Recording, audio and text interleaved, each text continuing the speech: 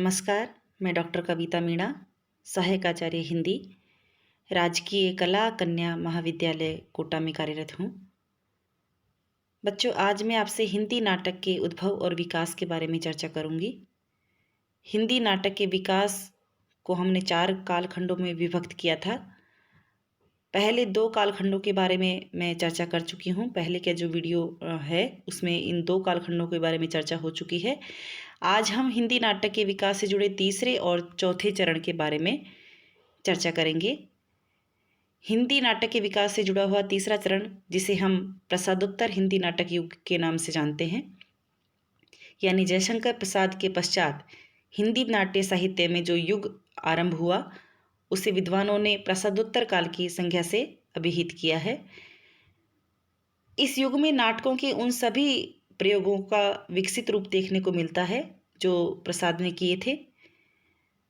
बच्चों, इस युग के नाटकों में स्वाधीनता के प्रति सक्रिय प्रयत्न, बलिदान भावना, हिंदू मुस्लिम एकता, ये सारी जो है विशेषताएं इस समय दिखाई देती है, इस समय के नाटकों में दिखाई देती है। नाटककारों का जो ध्यान है वो वर्तमान के चित्रण पर इस समय विशेष रहा। उन्होंने वर्तमान जीवन की दैनिक और सामाजिक समस्याओं को सुलझाने का प्रयास किया।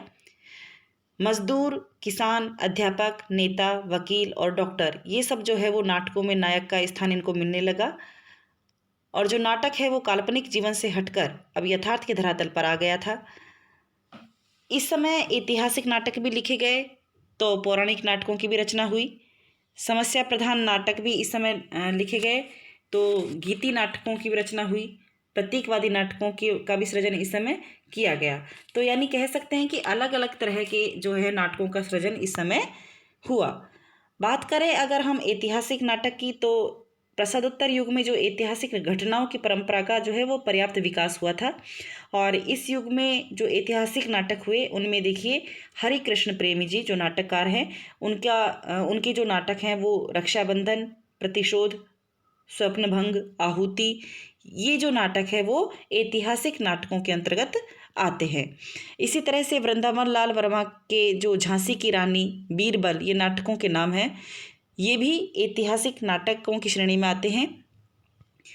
पौराणिक नाटकों की बात अगर हम करें तो प्रसादोत्तर युग में पौराणिक नाटकों की परंपरा का भी विकास हुआ और अनेक लेखकों ने पौराणिक आधार को ग्रहण करते हुए अनेक उत्कृष्ट जो है वो नाटक इस समय लिखे, जैसे सेठ गोविंददास का कर्तव्य, पृथ्वीनाथ शर्मा का उर्मिला, रामवृक्ष बेनीपुरी का सीता की माँ, नाटक का नाम है सीता की माँ, लक्ष्मी नारायण मिश्र का नारद की वीणा, ये पौराणिक नाटकों की श्रेणी में आते हैं। समस्या प्रधान जो नाटक है जो इस युग में लिखे गए, उसमें देखिए जो नाटककार हुए उन्होंने नाटकों के माध्यम से अपने युग की अनेक समस्याओं का चित्रण किया। और इस युग के समस्या प्रधान नाटककारों में देखिए लक्ष्मी नारायण मिश्र, जिनके नाटक थे सन्यासी और सिंदूर की होली, उपेंद्रनाथ अश्क, जिनके नाटक के नाम है उड़ान और अलग अलग रास्ते, वृंदावन लाल वर्मा, जिन्होंने सगुन और देखा देखी नाम के नाटक लिखे, गोविंद वल्लभ पंत, जिन्होंने अंगूर की बेटी नाम का जो है वो नाटक लिखा। तो ये जो नाटककार है वो समस्या प्रधान नाटककारों की श्रेणी में आते हैं। और इन नाटककारों ने वर्ण व्यवस्था, नारी जागरण, अनमेल विवाह, विधवा समस्या, अवैध संतानों की समस्या, इन समस्याओं का जो है वो अपने नाटकों के अंतर्गत जो है वो चित्रण किया है। गीति नाटक की बात अगर हम करें तो आधुनिक युग में जो हिंदी का जो पहला जो गीति नाटक है वो जयशंकर प्रसाद का करुणालय माना जाता है। और प्रसाद जी के बाद एक दीर्घ समय तक गीति नाटकों के क्षेत्र में कोई नया प्रयास नहीं हुआ, लेकिन परिवर्ती युग में अनेक गीति नाटक लिखे गए, जैसे हरि कृष्ण प्रेमी का विहान, उदय शंकर भट्ट का विश्वामित्र, भगवती चरण वर्मा का तारा, ये जो नाटक है वो गीति नाटक की श्रेणी में आते हैं।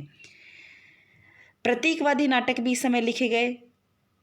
प्रतीकवादी नाटकों की परंपरा का उदय जयशंकर प्रसाद के कामना नाटक से माना जाता है।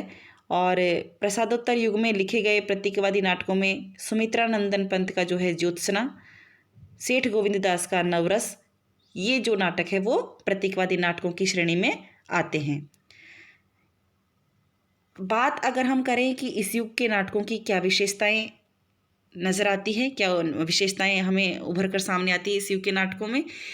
तो बच्चों देखिए, प्रसादोत्तर युग के जो नाटक थे इनमें स्वाधीनता के प्रति आग्रह, बलिदान भावना और हिंदू मुस्लिम एकता का जो भाव है वो इसमें नज़र आता है। नाटकों में दैनिक जीवन की समस्याओं को सुलझाने का प्रयत्न जो है नाटककारों ने किया है। और इस युग के नाटकों में वर्ण व्यवस्था, अनमेल विवाह, विधवा समस्या, नारी जागरण आदि जो समस्या है इनका चित्रण जो है इस युग के नाटककारों ने अपने नाटकों में किया। ऐतिहासिक नाटकों में ऐतिहासिक घटनाओं की परंपरा का पर्याप्त विकास इस समय हुआ। और पौराणिक नाटक जो है वो संकीर्णताओं से छुटकारा पाने और जीवन की व्यापकता और विशालता का संदेश देते हैं। प्रसिद्ध इस युग में देखिए काव्य नाटक या कह सकते हैं कि गीति नाटक जो नामक है वो नाट्य विधा का विकास हुआ। प्रतीकात्मक नाटकों के माध्यम से भी आधुनिक जीवन की विसंगतियों का चित्रण इस समय किया गया। तो कुल मिलाकर हम कह सकते हैं कि हिंदी नाटक विधा के विकास में इस युग के नाट्य साहित्य का बहुत ही महत्वपूर्ण योगदान रहा। चतुर्थ जो चरण है हिंदी नाटक के विकास का वो है स्वातंत्र्योत्तर हिंदी नाटक, यानी स्वतंत्रता के पश्चात जो नाट्य रचनाएं हुई, जो नाटककार हुए, उसको हम इस कालखंड में रख सकते हैं। स्वतंत्रता के साथ बच्चों देखिए हमारे मूल्यों में परिवर्तन आया। वैसे स्वतंत्रता स्वयं में एक जीवन मूल्य है जिसका किसी राष्ट्र के साहित्यिक, राजनीतिक, आर्थिक और सांस्कृतिक जीवन में बहुत ही महत्वपूर्ण योगदान रहता है। तो स्वतंत्रता से पहले हमारी राष्ट्रीय समस्याएं थी, सरकार विदेशी थी जो हमारी आवश्यकताओं और सुख सुविधाओं की ओर जो है ध्यान नहीं देती थी। तो इस समय जो नाटककार हुए उन्होंने अपने नाटकों के माध्यम से राष्ट्रीय और सांस्कृतिक चेतना के साथ राजनीतिक चेतना भी जागृत की। लेकिन भारत के स्वतंत्र हो जाने पर भी जो शासन तंत्र हमारे हाथ में तो आ गया, लेकिन विभिन्न समस्याएं भी हमारे सामने आई और जिनके समाधान बहुत ज़रूरी था क्योंकि उनके समाधान से ही हमारी उन्नति संभव थी। तो इस काल के नाटककारों के सामने जमींदारी उन्मूलन, भूमि सुधार के विभिन्न रूप, संयुक्त परिवार का टूटना, नारी शिक्षा, आर्थिक विषमताएं और भी अनेक जो है सामाजिक समस्याएं उभर कर सामने आई। समाज में फैली बेकारी और निर्धनता ने धार्मिक मूल्यों को खोखला सिद्ध कर दिया। अंधविश्वास, छुआछूत, छोटे बड़े का संघर्ष, ये समाज को जो है अंदर ही अंदर जो है कमज़ोर कर रहा था। तो इन सारी समस्याओं को जो है इस युग के नाटककारों ने अपने नाटकों को आधार बनाया, उनको आधार बनाकर जो है वो नाटकों का सृजन किया। बात करें इस युग में कौन कौन से प्रमुख नाटककार हुए थे, तो स्वातंत्र्योत्तर हिंदी नाटककारों में देखिए लक्ष्मी नारायण लाल, मनु भंडारी, मोहन राकेश, जगदीश चंद्र माथुर, नरेश मेहता और भी प्रमुख नाटककार हैं, उनके हम नाम ले सकते हैं। और स्वतंत्रोत्तर हिंदी नाटककारों में उदय शंकर भट्ट, हरिकृष्ण प्रेमी, उपेंद्र नाथ अश्क, विष्णु प्रभाकर, डॉक्टर राम कुमार वर्मा आदि भी नाम जो है उल्लेखनीय हैं। बच्चों अगर हम बात करें कि इस समय किस तरह के जो नाटक लिखे गए, तो देखिए स्वतंत्रता के बाद के नाटककारों में डॉक्टर लक्ष्मी नारायण लाल का जो है वो एक महत्वपूर्ण योगदान हम मानते हैं। उन्होंने अंधा कुआं, मादा कैक्टस, 3 आँखों वाली मछली, सूखा सरोवर, कर्फ्यू इस नाम से जो है वो नाट्य रचनाएं लिखी। इनमें से देखिए इन्होंने ज़्यादातर जो अपने नाटक थे उसमें यौन समस्याओं का, अवैध यौन संबंधों का जो है वो चित्रण किया है। जैसे इनका जो मादा कैक्टस जो है नाट्य कृति है, इसका जो नायक है चित्रकार अरविंद, वो कला साधना के मार्ग में विवाह को एक बाधक वस्तु समझकर अपनी पत्नी सुजाता से जो है वो संबंध विच्छेद कर लेता है और कला प्रेरणा के लिए जो प्राध्यापिका आनंदा है उससे प्रेम संबंध स्थापित करता है। यानी नर और मादा कैक्टस नाटक के केंद्रवर्ती प्रतीक हैं और नर कैक्टस जो है वो मादा कैक्टस के संपर्क से सूख जाता है। यानी आनंदा की घनिष्ठ मैत्री में रहकर भी अरविंद को कला का तनिक भी प्रेरणा नहीं मिल पाती और वह सूख जाता है। तो अंत में आनंदा की भी कैंसर की रोगिणी हो जाती है और नाटक पढ़ने के पश्चात पाठक के समक्ष एक प्रश्न खड़ा हो जाता है कि क्या विवाह कला की साधना के मार्ग में एक बाधा है। तो इस तरह के जो है यौन संबंधों को आधार बनाकर भी इस समय जो है वो नाटक लिखे गए। अवैध यौन संबंध एक ऐसी ही समस्या उस समय आज भी हमारा जो समाज है वो इस इंद्रिय भूख मिटाने के लिए ऊंच नीच अमीरी गरीबी के संकीर्ण मार्ग को छोड़कर पाश्चात्य समाज की तरह जो है वो स्वच्छंद यौन संबंधों में आस्था रखने लगा है। तो इसी समस्या को आधार बनाकर जो है उस समय जगदीश माथुर ने भी अपने कोणार्क जो नाटक है वो इसी ज्वलन समस्या का उन्होंने उसमें चित्रण किया है। इसी तरह देखिए उपेंद्र नाथ अश्क ने भी इस समय अंधी गली नामक एक नाटक में एक लड़की से दो व्यक्तियों के प्रेम का चित्रण किया है। मोहन राकेश के आषाढ़ का एक दिन नाटक में भी मल्लिका की माता उसका विवाह विलोम से करना चाहती हैं, किंतु मल्लिका और कालिदास चिरकाल से आपस में प्रेम करते हैं। कालिदास इतिहास का कालिदास न होकर आधुनिकता से प्रेरित है। दोनों आधुनिकता के युग में रहकर प्रेम करते हैं, किंतु विपरीत परिस्थितियों के कारण जो है वो मिल नहीं पाते। तो इस तरह के जो है नाटक इन नाटककारों ने अवैध यौन संबंधों को आधार बनाकर लिखे। स्वातंत्रोत्तर युगीन नाटकों में देखिए पारिवारिक और सामाजिक समस्याओं का चित्रण भी हमें दिखाई देता है। विष्णु प्रभाकर जो नाटककार थे उन्होंने टूटते परिवेश नाम की जो नाटक है उसमें पारिवारिक और सामाजिक जीवन की समस्याओं का जो है चित्रण किया। एक नया भावबोध इस युग के नाटकों में हमें दिखाई देता है, यानी टूटते जीवन मूल्यों की व्याख्या भी हम इस समय के नाटककारों में देख सकते हैं। स्वतंत्रोत्तर हिंदी नाटकों में देखिए धर्मवीर भारती, लक्ष्मी नारायण लाल, मोहन राकेश, डॉक्टर राम कुमार वर्मा ये ऐसे नाटककार हैं जिन्होंने एक नए भावबोध को लेकर यानी आधुनिक जीवन में टूटते हुए मूल्यों की व्याख्या को अपने नाटकों में अभिव्यक्ति दी है। सुरेंद्र वर्मा का द्रौपदी नाटक ये आधुनिक भावबोध से युक्त है। इसी तरह से सर्वेश्वर दयाल सक्सेना का बकरी नामक जो नाटक है वो भी एक व्यंग्यात्मक शैली में लिखा गया नाटक है। मोहन राकेश ने आधे अधूरे नाम से जो रचना लिखी उसमें परंपरागत नैतिक मूल्यों और आधुनिक जीवन दृष्टि के बीच घटित संघर्ष को दिखाया गया है और दाम्पत्य और पारिवारिक जीवन के विघटन को उसमें रेखांकित किया गया है। बच्चों इस समय देखिए राजनीतिक चेतना से अनुप्राणित होकर भी अनेक नाटकों का सृजन हुआ। इस समय के नाटकों में जो है समकालीन राजनीतिक परिस्थितियों पर प्रत्यक्ष और अप्रत्यक्ष रूप से तीखा व्यंग किया गया, जैसे नरेश मेहता का सुबह के घंटे, गिरिराज किशोर का प्रजा ही रहने दो नाम का नाटक, सुशील कुमार सिंह का सिंहासन खाली है, ज्ञानदेव अग्निहोत्री का शुतुरमुर्ग।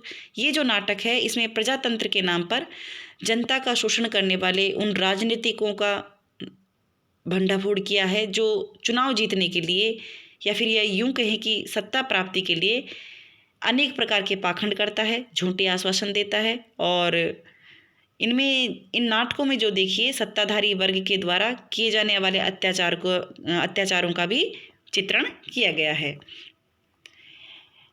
इस युग में रंगमंचोपयोगी नाटकों की भी रचना हुई। अनेक ऐसे नाटक इस समय रचे गए। देखिए मादा कैक्टस, अंधा युग, आषाढ़ का एक दिन, लहरों के राजहंस, ये जो नाटक है वो रंगमंच और साहित्य पक्ष इन दोनों का जो है सुंदर समन्वय इन नाटकों में हमें दिखाई देता है।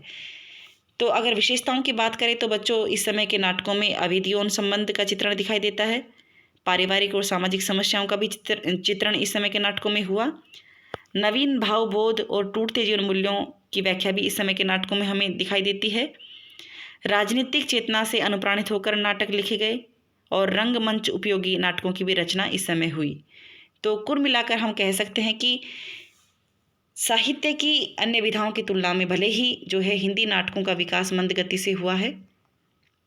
इसका एक कारण तो यह है कि हिंदी में रंगमंचों का अभाव रहा है और दूसरा कारण यह है कि इस विधा का जो स्वरूप है वो भी इसमें बाधक बना। तो निसंदेह है इन कारणों के होते हुए भी जो हिंदी नाटक है उसके विकास की कई समस्याएं हैं, कई संभावनाएं हैं, क्योंकि नाटक जो है वो लोक जीवन का अनुकरण करता है और इसमें समाज और लोक जीवन का जो निजी गहन चिंतन और अनुभव जो है वो अपेक्षित है। तो बच्चों जिस तरह से हिंदी में नई कविता, नई कहानी की भांति जो है नया नाटक तो नहीं आया, लेकिन फिर भी हम कह सकते हैं कि अपने युग और समाज की नवीनतम स्थितियों, परिस्थितियों, संवेदनाओं और अनुभूतियों को व्यंजित करने की दृष्टि से हिंदी की जो नाटक विधा है वो अन्य सभी विधाओं की तुलना में एक नवीन है, अधुनातन है। उम्मीद करती हूँ कि हिंदी नाटकों की इस विकास परंपरा को समझाने में मैं सफल रही हूँ। बच्चों, जिन जिन नाटककारों का और उनसे संबंधित रचनाओं का मैंने जिक्र किया है, इसके अतिरिक्त भी अन्य कई महत्वपूर्ण नाटककार हिंदी नाटक विकास परंपरा में हुए और उनकी रचनाएं भी बहुत प्रसिद्ध रही। तो जब आप पुस्तक पढ़ेंगे तो उसका विस्तृत अध्ययन आप वहाँ कर सकते हैं। तो ये था हिंदी नाटक का उद्भव और विकास। आज बस इतना ही। धन्यवाद।